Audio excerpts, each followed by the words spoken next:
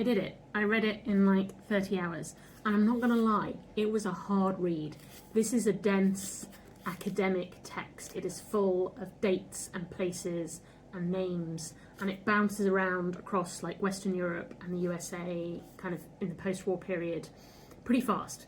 But I'm really, really glad I read it. And there are three things in particular that it's helped me get a new perspective on. The first is violence. It's helped me understand that violence is subjective, right? You know, some people consider property damage violence, other people consider filming an agent breaking the law violence.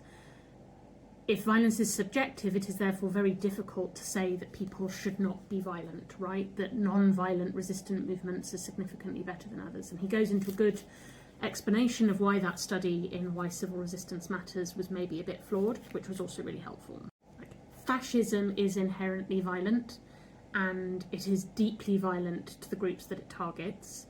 And like, who are we to tell those people that they're not allowed to respond in self-defense against that kind of violence? The second kind of sounds obvious, but that the Nazis never went away. There has been continuous need for anti-fascist fight back against fascism since, well, obviously before the Second World War. The whole time we've had to do that.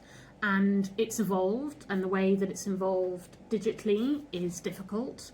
But it kind of comes out of the fact that capitalism creates the conditions in which fascism thrives. So we are never meaningfully going to get rid of fascism or Nazism until we resolve that fundamental challenge. The third thing is the fact that Nazism and fascism is basically the horrors of colonialism and imperialism brought home. Sometimes people call it the imperial boomerang. It's not a deviation from Western political tradition. It's a continuation of it. It doesn't come from somewhere else. It grows out of the same structures that like abused and exploited indigenous peoples. So we need to get rid of this idea that it's an aberration and we excise it and then everything will go back to normal. That will never happen. I think the final thing that I did take heart from it is how often anti-fascist movements have succeeded.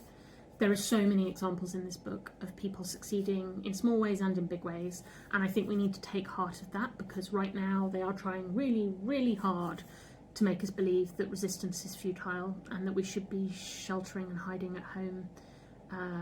So yeah, it's a dense book, all right? You might need to break it up with something else in between, but it is really worth a read.